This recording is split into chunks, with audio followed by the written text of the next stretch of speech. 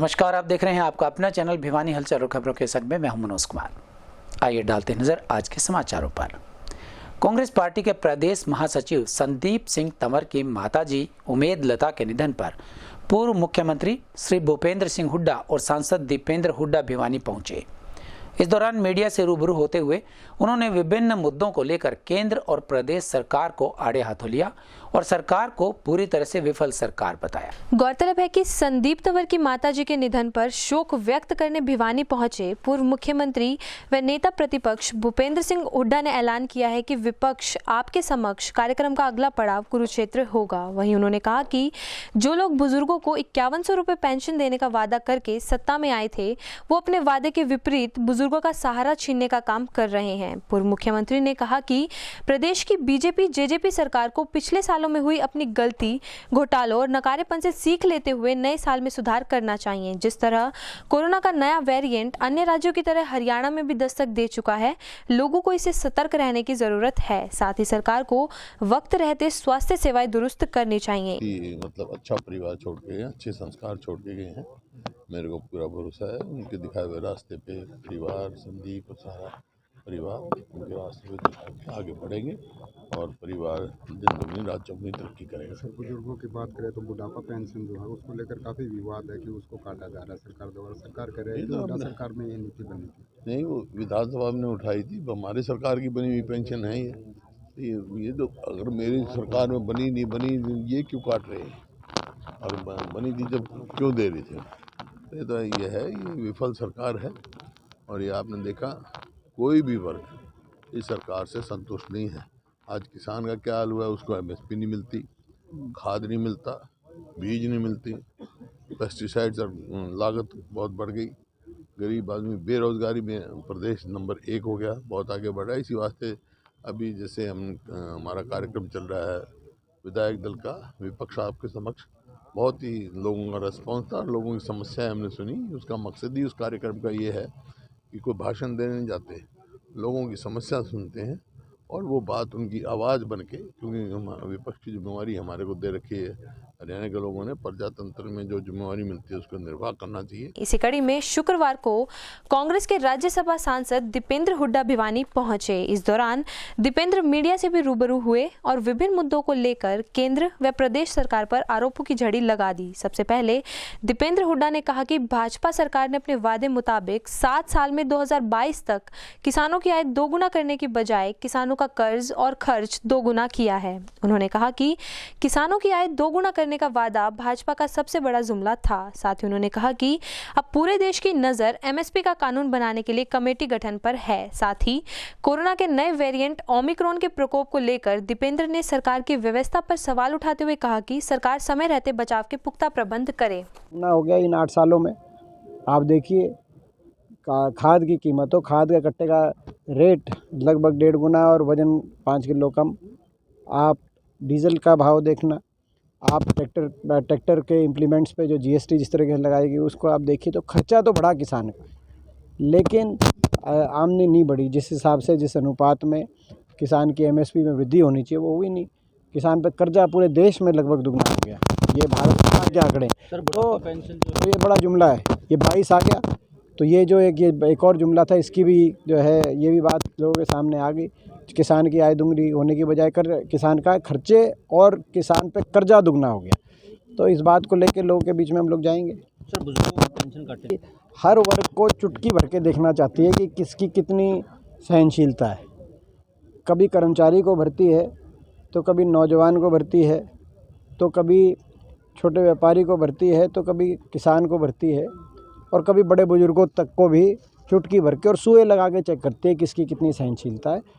इस तरह से जन विरोधी कोई फैसला अगर प्रदेश में लाया जाएगा, उसका हम पूर्णतः विरोध करेंगे। हर स्तर पर लोकतांत्रिक रूप से डट के विरोध करेंगे और इस तरह के अलोकतांत्रिक और जन विरोधी फैसले को लागू हम नहीं होने देंगे। नहीं, ये जो आप झारखंड की बात कर रहे हैं क्या? झारखंड के जो फैसला किया वो तो स्टेट को तो कांग्रेस गठबंधन की सरकार है, तो कांग्रेस गठबंधन की सरकार है, वो गरीब आदमी के बारे में सोचती है। 2 व्हीलर के लिए कम किया गया है, तो कहते हैं इस तरह की सोच दिखानी चाहिए। बाकी सरकार नैतिक बल अगर विपक्ष का किसी के पास है तो प्रियंका गांधी जी के नेतृत्व में कांग्रेस पार्टी के पास है। जिस तरीके से कांग्रेस पार्टी ने प्रियंका जी के नेतृत्व में एक लड़ाई लड़ी है, हर वर्ग की वहाँ पे लड़ाई लड़ी है, लखीमपुर की घटना हो, आगरा की घटना हो, जो हाथरस की घटना हो, तो ऐसे में मैं समझता हूँ कि कांग्रेस पार्टी उत्तर प्रदेश में बदलाव निश्चित होगा, ये मैं आपको बता सकता हूँ, और उस बदलाव में बहुत महत्वपूर्ण जिम्मेदारी कांग्रेस पार्टी की रहेगी। सरकार उस कमेटी को जो सरकार ने घोषित की थी उसकी गजट नोटिफिकेशन करके उसके सदस्य अपॉइंट हो और कमेटी अपना काम शुरू करे, ताकि जो है इस साल में ये जो सरकार का वायदा है ये सरकार पूरा करे। देश और किसान की पैनी नहीं, सरकार द्वारा किए गए इस वायदे की तरफ कि सरकार इसका वायदा खिलाफी ना करे। पूरा हरियाणा में नए नियम पिछली बार देखो जब सेकेंड वेव थी उससे पहले हमने लगातार जब महाराष्ट्र में आया था तब आप लोग के माध्यम से बार बार मैंने स्वयं और संसद में ये बात उठाकर हरियाणा सरकार को सचेत किया था कि 3 चीज़ों की आप कम से कम उपलब्धता सुनिश्चित करें, ऑक्सीजन की, दवाइयों की और बेड्स की, और समय रहते इसमें कदम उठाए। लेकिन सरकार के कानों पे जू तक नहीं रेंगी थी, और जब जो है कोरोना का इतनी महामारी का जो इतना नुकसान हो गया उसके बाद विधानसभा में खड़े होकर स्वास्थ्य मंत्री और मुख्यमंत्री जी ने जवाब दिया कि किसी चीज़ की कमी नहीं थी, जो कि ऐसा अमानवीय झूठ था जिस झूठ को मैं समझता हूँ कि भाजपा का कोई कट्टर कोई अगर कार्यकर्ता भी होगा वो उस झूठ को सुन के कहीं ना कहीं अंदर से शर्मसार जरूर हुआ होगा कि भाई ऐसा झूठ नहीं बोलना चाहिए कि ऑक्सीजन की, अस्पताल की और दवाइयों की कोई कमी नहीं थी, क्योंकि दुनिया ने देखा कमी थी। ये कोरोना का मुद्दा राजनीति से ऊपर उठ के मुद्दा है, इस पर हम भी कोई राजनीति नहीं, लेकिन मैं आज भी सरकार से यही कहना चाहता हूँ, जो तीसरी वेव की एक दस्तक आई है कि सरकार समय रहते सारे विशेषज्ञों की राय लेकर, स्वास्थ्य मंत्रालय की राय लेकर समय रहते सारे इंतजाम करे, ताकि इस प्रकार के अमानवीय झूठ की बोलने की आवश्यकता प्रदेश में दोबारा ना पड़े इस सरकार को। हम पूर्व मंत्री ठाकुर बीर सिंह की 15वीं पुण्यतिथि पर स्थानीय रोहतक गेट स्थित राजपूत धर्मशाला में हवन यज्ञ का आयोजन किया गया। ठाकुर बीर सिंह मेमोरियल फाउंडेशन के अध्यक्ष ठाकुर लाल सिंह ने आए हुए सभी अतिथियों का आभार जताया और कहा कि हर वर्ग उनसे जुड़ा हुआ था। इस अवसर पर अनेक गणमान्य व्यक्तियों ने पहुंचकर उनके चित्र पर पुष्प अर्पित कर उन्हें श्रद्धांजलि दी। गौरतलब है कि पूर्व मंत्री ठाकुर बीर सिंह की 15वीं पुण्यतिथि के अवसर पर शांति यज्ञ का आयोजन किया गया। श्रद्धांजलि सभा में उनके पुत्र ठाकुर बीर सिंह मेमोरियल फाउंडेशन के अध्यक्ष ठाकुर लाल सिंह ने आए हुए सभी व्यक्तियों का आभार जताया और कहा कि पूर्व मंत्री ठाकुर बीर सिंह एक राष्ट्रवादी व 36 बिरादरी के नेता थे। उन्होंने मंत्री पद पर रहते हुए हर वर्ग को ऊपर उठाने का काम किया। वह हमेशा जनहित व किसान हित में बड़ी योजनाएं अपने कार्यकाल में लागू करवाई थी। उन्होंने राजस्व मंत्री होते हुए किसान के पासबुक, तहसीलदारों के लिए डीआरओ का पद, मिल्क प्लांट और बोर्ड का स्थानांतरण रुकवाने जैसे फैसलों में उनका अहम योगदान था। आज हर नेता को स्वर्गीय ठाकुर बीर सिंह के दिखाए हुए मार्ग पर चलना चाहिए, यही उन्हें सच्ची श्रद्धांजलि होगी। साथ ही ठाकुर लाल सिंह ने कहा कि आज के समय में अच्छे राजनीतिक लोगों से प्रेरणा लेकर अच्छी राजनीति के लिए लोगों को आगे आना चाहिए।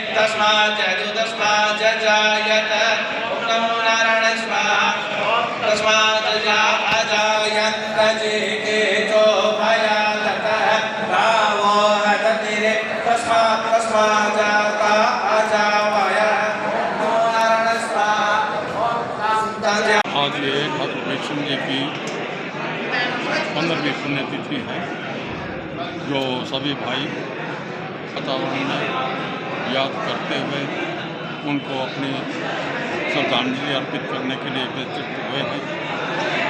जो हर वर्ष की भांति अपने पूजनीय को याद करके और एक समाज को मार्ग दिखाने की कोशिश करते हैं। इसी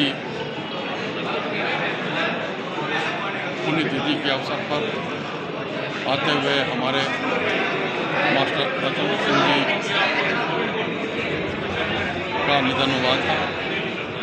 उनकी भी आज 6ठी पुण्यतिथि है, जो हम बाबू जी के चरणों में उनको भी सदा याद करते हैं। हमारा प्रयत्न है कि इसी प्रकार जो हमें ठाकुर वीर सिंह जी मार्ग दिखा के गए हैं, उस पर चल के उनके दिखाए हुए रास्तों को आगे कार्यों को आगे बढ़ाते हुए चलेंगे। यही प्रेरणा लेते हुए हम सभी पुण्यतिथि के अवसर पर उनको सच्चे हृदय से श्रद्धांजलि देते हुए नमन करते हैं कि प्रभु उनके आशीर्वाद से हमें शक्ति दे कि हम उनके दिखाए हुए रास्ते से चल के नेक कार्य करने की कोशिश करते रहें। एक सादा जीवन था, उन्होंने कभी बड़ा छोटा समझ के बात नहीं, सभी भाइयों को साथ लेकर चलते थे। 36 बिरादरी उनके साथ थी और समय समय पर समाज की सेवा में अग्रणी भूमि निभाते रहे। उनका वर्णन हम करके उनके व्यक्तित्व को छोटा करते हैं, जिनका कि वर्णन अगिनत कार्यों के साथ होता रहा है और अनेकों समय के ऊपर अनेक कार्यों का उदाहरण दिया जाता है कि ये मार्ग ठाकुर वीर सिंह जी का दिखाया हुआ है। आज ठाकुर साहब की 15वीं पुण्यतिथि मनाई गई है। ये पुण्यतिथि सर्व समाज को साथ लेकर के राजपूत धर्मशाला भिवानी में हवन यज्ञ करके मनाई गई है। ठाकुर साहब निर्भीक, निडर और ईमानदार इंसान थे। उन्होंने अपने जीवन में कभी भी अपने स्वार्थ के लिए ऐसा कार्य नहीं किया तो सर्व समाज के लिए किया। इसलिए आज सर्व समाज उनको यहाँ उनकी पुण्यतिथि पर एकत्रित होकर के, इकट्ठा होकर के उन्हें श्रद्धासुमन अर्पित करने के लिए आया है। ठाकुर साहब जैसे नेता, वो इतने कद्दावर नेता थे कि जो भी प्रदेश के हाईकमान के बड़े नेता थे, वो ठाकुर साहब से समय समय पर यहाँ उनसे सलाह मशविरा करने के लिए आते रहते थे। ठाकुर साहब राजनीति में कभी भी उन्होंने अपनी ईमानदारी से वो डिगे नहीं, ईमानदारी पे अडिग रहे और अपनी अलग पहचान रखी प्रदेश में, इसलिए आज उनको याद किया। देखिए, ये हर वर्ष में जो स्वर्गीय ठाकुर वीर सिंह जी की जो पुण्यतिथि मनाई जा रही है, आज भी इस उपलक्ष्य में यज्ञ हवन का आयोजन किया गया है। सभी समाज के लोग, सर्व समाज के लोगों ने भाग लिया है और उनको अपने श्रद्धा सुमन अर्पित किए। सभी समाजों के एक सर्वोपरि नेता थे, समाज सेवक थे और उन्होंने अपने जीवन काल में जो कार्य किए उनकी छाप आज तक दिखाई देती है। उन्होंने गरीबों के उत्थान के लिए, दलितों के उत्थान के लिए, एक सामाजिक न्याय व्यवस्था के लिए जो उन्होंने कार्यकाल उनका चाहे छोटा था, लेकिन उनके कार्य जो थे वो आज भी एक प्रेरणादायक हैं। ठाकुर वीर सिंह किसी एक समाज से, किसी एक जाति के ही नेतृत्व नहीं करते थे, वो पूरे समाज को आगे बढ़ा के, खासकर युवा और महिलाओं को आगे बढ़ाने में उनका बड़ा योगदान रहा। हरियाणा विद्यालय शिक्षा बोर्ड भिवानी द्वारा शैक्षणिक सत्र 2021-22 से 8वीं कक्षा की बोर्ड परीक्षा लेने के लिए तैयारियां शुरू कर दी गई हैं। इस क्रम में बोर्ड अध्यक्ष डॉक्टर जगबीर सिंह की अध्यक्षता में एक बैठक का आयोजन किया गया। इस बैठक में पाठ्यक्रम और प्रश्न पत्रों का डिजाइन निर्धारित करने पर चर्चा की गई। वहीं इस बैठक में शिक्षा अधिकारियों, विशेषज्ञों, प्राचार्यों और प्रवक्ताओं ने शिरकत की। शुक्रवार को बोर्ड कार्यालय में बोर्ड अध्यक्ष प्रोफेसर जगबीर सिंह की अध्यक्षता में बैठक का आयोजन किया गया। इस बैठक में मौलिक शिक्षा विभाग, हरियाणा एवं राष्ट्रीय शैक्षिक अनुसंधान एवं प्रशिक्षण परिषद के विषय विशेषज्ञ, प्रदेश के विभिन्न स्कूलों के प्राचार्य एवं प्रवक्ताओं द्वारा भाग लिया गया। वहीं बोर्ड अध्यक्ष प्रोफेसर जगबीर सिंह ने बताया कि हरियाणा सरकार के निर्देशानुसार हरियाणा राज्य में स्थित सभी विद्यालयों में 8वीं की कक्षा की परीक्षाएं शैक्षणिक सन 2021-22 से हरियाणा विद्यालय शिक्षा बोर्ड द्वारा संचालित करवाई जाएंगी। इस संबंध में आज विषय विशेषज्ञों, प्रदेश के विभिन्न स्कूलों के प्राचार्य एवं प्रवक्ताओं के साथ 8वीं की परीक्षा के पाठ्यक्रम एवं प्रश्न पत्रों के डिजाइन निर्धारण हेतु बैठक का आयोजन किया गया। इन्हें बोर्ड की आधिकारिक वेबसाइट www.bseh.organization.in पर जल्द ही अपलोड कर दिया जाएगा। इस अवसर पर बोर्ड उपाध्यक्ष श्री वीपी यादव ने बताया कि 8वीं कक्षा की बोर्ड परीक्षा के लिए एनसीईआरटी द्वारा पूर्व में तैयार किए गए पाठ्यक्रम में से 30% पाठ्यक्रम कम किया गया है। उन्होंने बताया कि इस परीक्षा में एनसीईआरटी द्वारा निर्धारित पाठ्यक्रम से ही परीक्षा में प्रश्न पूछे जाएंगे। उन्होंने बताया कि 80 अंकों की लिखित परीक्षा होगी, जिसमें 50% बहुविकल्पीय प्रश्न पूछे जाएंगे तथा 50% विवरणात्मक प्रश्न पूछे जाएंगे। अभी तक लगभग 7,492 स्कूलों ने हमारे पर रजिस्ट्रेशन किया है। उसमें से 459 सीबीएसई के स्कूल हैं, 9 आईसीएसई के स्कूल हैं और आरोही मॉडल के 66 स्कूल हैं जिन्होंने हमारे बोर्ड की साइट पर रजिस्ट्रेशन कर दिया है। और सरकार द्वारा नोटिफिकेशन जारी किया गया है। हरियाणा स्टेट में उपस्थित जो भी सीबीएसई, आईसीएसई या अन्य बोर्ड से उपस्थित विद्यार्थी 8वीं में पढ़ते हैं, उन सबकी बोर्ड की परीक्षा हरियाणा विद्यालय शिक्षा बोर्ड द्वारा ली जाएगी। तो सर इसी का जो इस प्रकार से बुक्स जो सीबीएसई प्राइवेट जो पुस्तक है, क्योंकि बच्चों को हरियाणा प्रदेश में एनसीईआरटी राष्ट्रीय स्तर पर जो शैक्षणिक परिषद है उसके द्वारा जो सिलेबस तय किया गया है, तो प्रांतीय शैक्षणिक परिषद भी उसी पैटर्न के सिलेबस को अपनाती है। यानी कि एनसीईआरटी का और एससीईआरटी का एक ही सिलेबस है। केवल हरियाणा बोर्ड के स्कूलों में किताब पतली लगती है, सीबीएसई की किताब उसका मोटी लगती है। उसका विशेषण दिया हुआ है, तो प्रश्न पत्र जो तैयार किया जाएगा वो पतली किताब में से तैयार कर दिया जाएगा, इसलिए कोई ज़्यादा दिक्कत नहीं आएगी। 8वीं की परीक्षा मार्च में होती है, तो 8वीं की परीक्षा भी मार्च की परीक्षा के साथ ली जाएगी। और विद्यार्थियों को किसी प्रकार की टेंशन लेने की ज़रूरत नहीं है, स्कूलों को भी किसी प्रकार की टेंशन की आवश्यकता नहीं है कि जो पाठ्यक्रम विद्यार्थी अब तक पढ़ता आ रहा है, ऑनलाइन ऑफलाइन जो भी पढ़ा है, उसी में से प्रश्न पूछे जाएंगे। भाई ये कोई प्रश्न नहीं आए। कोशिश करने की दिनांक 31 दिसंबर तक था, उसको बढ़ा करके हमने 10 जनवरी तक कर दिया है। सभी विद्यालय बोर्ड की साइट पर रजिस्ट्रेशन कराएं और उसके बाद सभी विद्यार्थियों का एफिलिएशन और एग्जाम फीस ली जाएगी। स्कूलों की लिस्ट मांगी है, उससे से ही गणना हो पाएगी। 7,492 स्कूलों ने कर चुके हैं। 6600 स्कूल ऑलरेडी हमारे पास 10वीं 12वीं के स्कूल हैं और सीबीएसई के 2059 स्कूल हैं। उसमें से 459 स्कूल कर चुके हैं। सीबीएसई के लगभग 1600 स्कूल और बाकी अन्य 1000 के आसपास स्कूल बाकी हैं। तो ऐसे कुल मिलाकर के 3,000 स्कूलों ने रजिस्ट्रेशन और करना बाकी है, तो उसके लिए हमने 10 दिन के लिए ये तारीख बढ़ा दी। स्थानीय जीतूवाला जोहड़ क्षेत्र में रेलवे फ्लाईओवर निर्माण के चलते प्रशासन द्वारा नोटिस दिए जाने के बाद भी अवैध निर्माण नहीं तोड़ा गया, तो जेसीबी बुलाकर ये निर्माण तोड़े गए। हालांकि यहां के लोगों ने इसका विरोध जताया, लेकिन प्रशासनिक कार्यवाही और जन सुविधा के लिए किसी की भी एक न चली। शुक्रवार को प्रशासन द्वारा स्थानीय जीतूवाला झोड़ क्षेत्र में अवैध निर्माण को तोड़ा गया। आपको बता दें कि जीतूवाला झोड़ क्षेत्र में रेलवे फ्लाईओवर निर्माण के चलते यह कदम उठाया गया है। बार बार नोटिस दिए जाने के बाद भी जब अवैध निर्माण नहीं हटाया गया, तो आज प्रशासन द्वारा जेसीबी बुलाकर अवैध निर्माण तोड़े गए। वहीं क्षेत्रवासियों द्वारा इसका पुरजोर विरोध भी किया गया, किंतु अवैध निर्माण को जल्द से जल्द हटाया गया तथा प्रशासनिक कार्रवाई पूरी की गई। कि ये पुल निर्माण का जो कार्य है जीतूवाला जोड़ से कृष्णा कॉलोनी, ये काम जो है सरकार द्वारा करवाया जा रहा है पीडब्ल्यूडी महकमे द्वारा। और इसमें कुछ अवैध कब्जे जीतूवाला जोड़ की तरफ थे, जिनको हमने नोटिस दिया और कुछ लोगों ने कब्जे हटा लिए, कुछ लोग कोर्ट में चले गए। तो जिन्होंने बार बार नोटिस देने के बावजूद भी कब्जे नहीं हटाए, आज उनके कब्जे हटाने की कार्रवाई की गई है। लेकिन अवैध कब्जे हैं, इनके प्रॉपर निशानदेही हुई है। निशानदेही के बाद प्रॉपर नोटिस दिए गए हैं as per law, as per road act जो भी कार्रवाई की गई। तो लगभग कितने कब्जाधारी थे? कब्जाधारी इस पे 20-25 कब्जाधारी थे, जिनमें से मोस्टली जो थे ना उन्होंने तो अपने कब्जे अपने आप ही हटा लिए थे। सिर्फ ये 3-4 कुछ जो कब्जे थे जो कि रुकावट पैदा कर रहे थे, तो उनके कब्जे हटाने की कार्रवाई आज की गई। नववर्ष में जश्न पार्टीज के मामले में डीएसपी वीरेंद्र कुमार ने लोगों से अपील की है कि नगर के होटल्स या रेस्टोरेंट्स में किसी भी तरह की भीड़ एकत्रित न की जाए ताकि कोरोना के बढ़ने के आसार हों।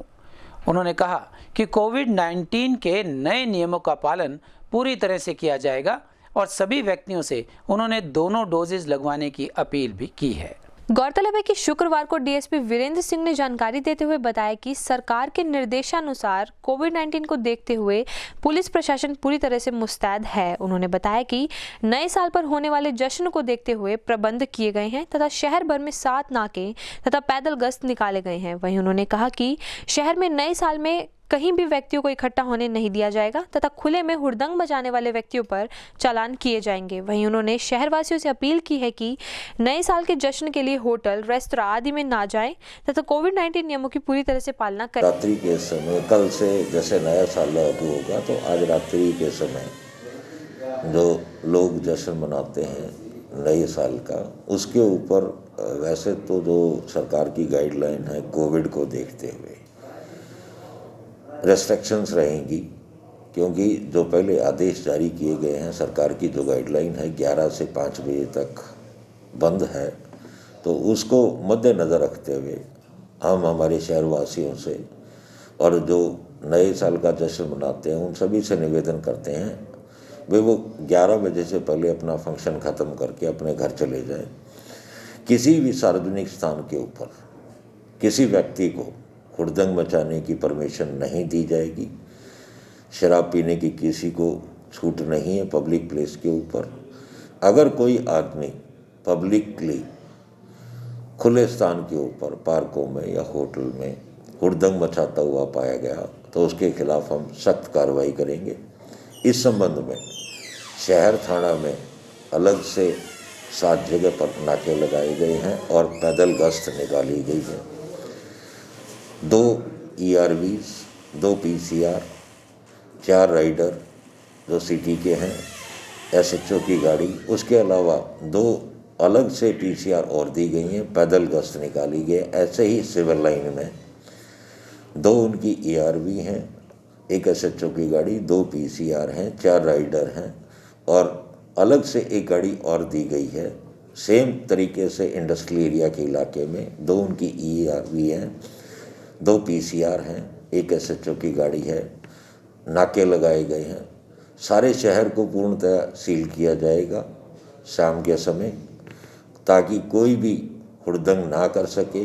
नए जो नौजवान लड़के हैं, मनचले हैं, उनको काबू करने के लिए पैदल गश्त निकाली गई है और किसी भी व्यक्ति को कानून हाथ में नहीं लेने दिया जाएगा। जो नया साल है या नए जो कोविड कानून है उनके अंतर्गत जिस व्यक्ति ने दोनों टीकाकरण नहीं करवाया उसके लिए आवश्यक है कि भी वो इंजेक्शन लगवाए। सभी विभागों को जो है ना इस संबंध में निर्देश जारी किए गए हैं।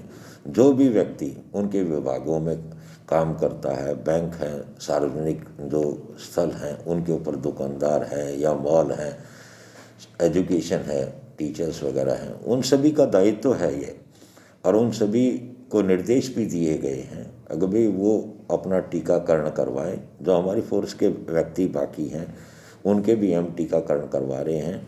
कोई भी व्यक्ति ऐसा नहीं रहेगा जिसको सेकंड डोज ना लगे। और ये भी सख्त निर्देश दिए गए हैं सभी को कि भाई पब्लिक बगैर मास्क के ना रहे, ताकि जो ओमिक्रॉन संक्रमण जो फैलने का शक है, अब अंदेशा है, वो हमारे सोसाइटी में ना फैले और कोरोना का प्रभाव हमारे इलाके में ना आए।